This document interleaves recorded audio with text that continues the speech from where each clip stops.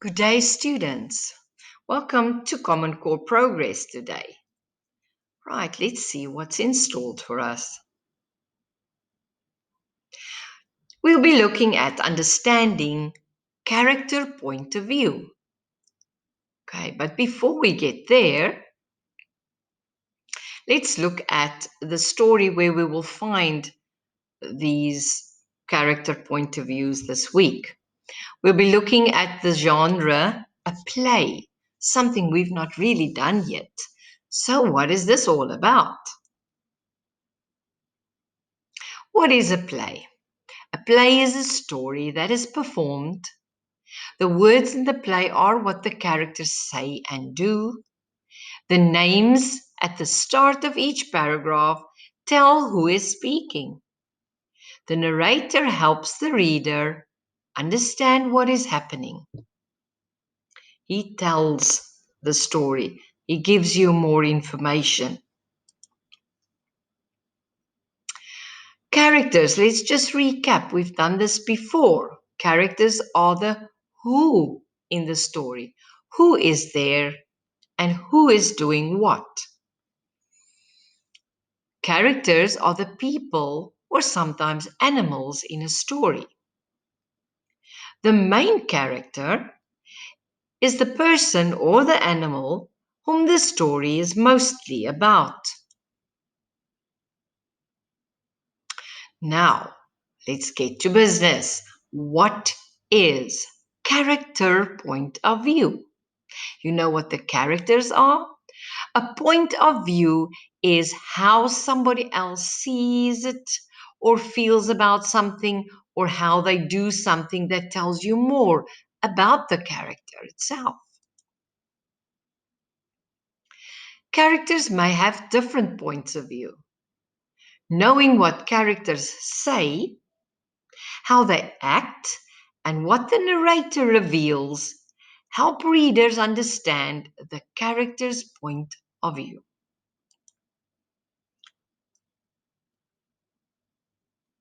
This week we'll be looking at Squirrel and Frog. Squirrel and Frog will outsmart Fox. Now that sounds like fun. That's a play and we're going to see what this is all about. Let's. Right.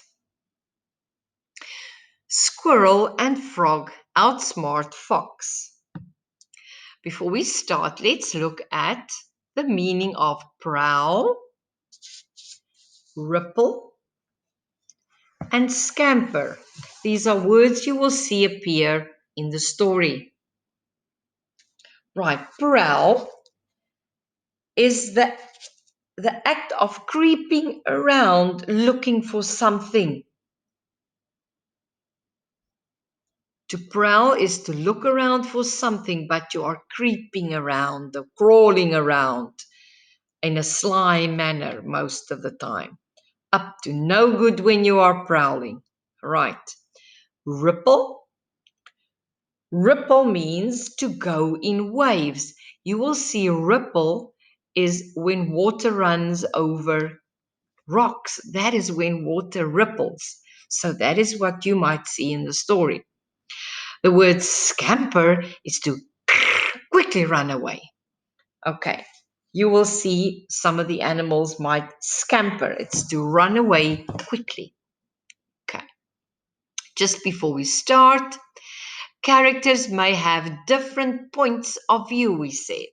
We're going to see how this unfolds in the story. Knowing why a character says or does things helps readers understand the character's point of view. Right. I'm going to read you the story. Listen up and see what you can find out about characters as we go. Right. Squirrel and Frog outsmart Fox. The genre is a play. Here are our characters. We have Squirrel, Frog, and Fox. This one is a person which will be the narrator. the one that tells us what and when the characters, what they are doing and when it happens. It brings us more in the picture, and we need the narrator to tell us um, and guide us through a story in a play. Right. Narrator. Squirrel and Frog had been friends a long time.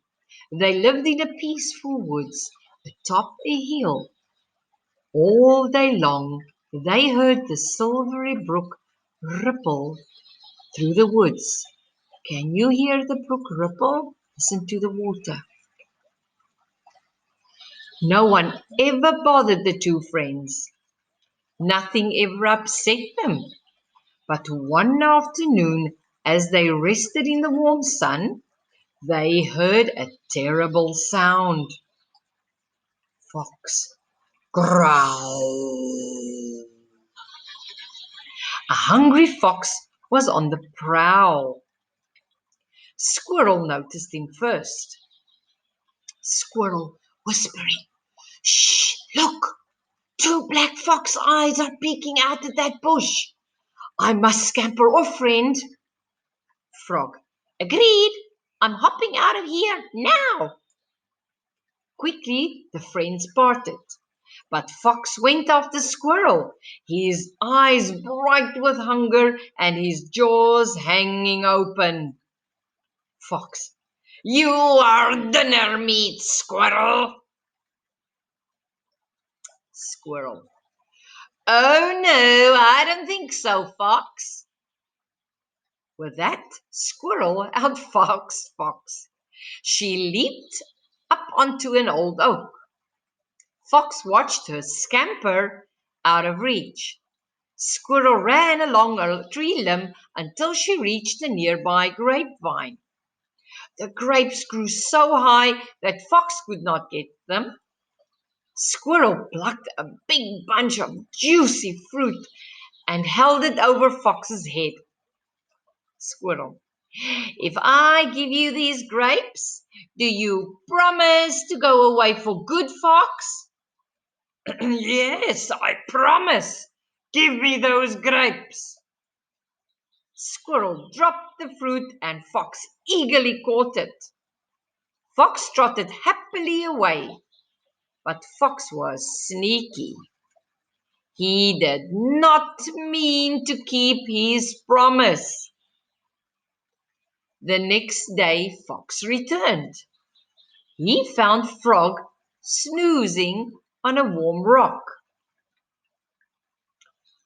"Wake up, Frog! You are next on my menu. Prepare to be eaten." Frog coming awake. What? Hey, no, not by a long jump, Fox. You will never catch me.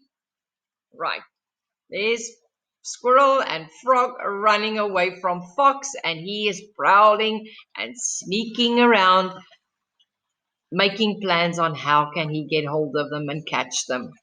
Right, let's go back. What I need to tell you before we start, the paragraphs are divided as such. Every time a new person speaks, that'll be counted as a new paragraph, or a new character speaks, it's a new paragraph. So the narrator is one, this is one paragraph. Now we know this is the next paragraph. So that is 2. Here, 3. A next speaker is 4. The next speaker is 5. And they tell us we are on 5 just as a checkpoint. Right.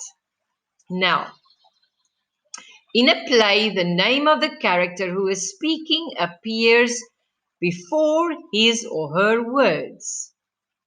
See? Before the words, before the guy speaks or the person speaks or even the narrator, you will see the name appear in front of him, of what he says. Let's go on. They say, circle the names of the 4 speakers on this page. Right, let's do this. So that's 1. So narrator is 1. Fox is 2. Narrator we already have. Squirrel is 3. And the 4th one is frog. Right. 1, 2, 3, 4. All right. Characters in a play usually have something they want to happen and a reason for what they do. Underline the sentence in paragraph 4 that explains the reason Fox growls. So, if this is paragraph 5, 1 back is paragraph 4. Now, Fox growls. In paragraph 4, the narrator tells us why. A hungry wolf was on the prowl. Why is he growling? He is hungry. Right, let's move on. Find evidence. Characters in the story have their own points of view or ways of looking at things. Now, points of view, this explains what it means. It means ways of looking at something. That is the meaning of point of view. Squirrel and frog act in a way that shows how their point of view is different from fox's. Put a box around the text in paragraph 10 and 16 that tells us what they say or do when they see fox. Let's just get another color here. Right. So let's go back. They say, go to paragraph 10. Put a box around the text in paragraph 10 and 16 that tells what they say or do when they see fox. Now in paragraph 10, with that, squirrel outfoxed fox. Okay, she leaped on an old oak, so she jumped away. A fox cannot leap on a tree. An old oak is a tree, so she jumped into the tree. Fox watched her scamper. She scampered out of reach. This is what she does. She runs quickly. Remember, scamper means to run quickly out of Fox's reach. Right. So now let's go to paragraph 16. So if this is 15, the next one is 16. So what does Frog do to get out of Fox's way? Huh? What? Hey, not by a long jump. So that tells us that he jumped. Here it tells us Frog is waking up. This whole thing can be boxed. The whole sentence saying, hey, not by a long jump, Fox. That is what a frog does. They jump, right? And also saying, with this jump, you will never catch me. Okay, right. The narrator is a special character who knows everything. The narrator knows everything. That is why we need the narrator. He knows, and it's a special character. He's not really in the story. He stands on the outside of the story, looking in and telling us what is happening. Okay. The narrator usually knows what the other characters are even thinking. Now, we won't know unless the narrator tells us. Now, they say in paragraph 14, the narrator knows something that fox and squirrel do not. Frog and squirrel do not know this, but the narrator in paragraph 14 will tell us something. They say draw a star next to each sentence that tells what the narrator knows. So paragraph 14. So if this is 15, the previous one is 14, which is here. Right.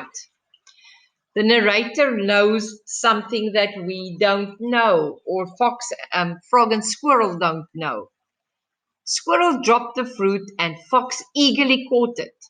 Fox trotted happily away, but Fox was sneaky.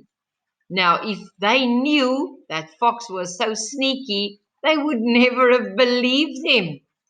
You can never believe something that is sneaky. So let's mark this as what they know, what we don't know. Right, I just want to make this a little thinner.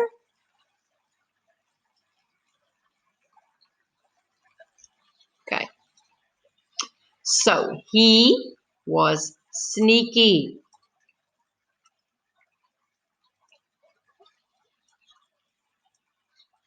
And he did not mean to keep his promise.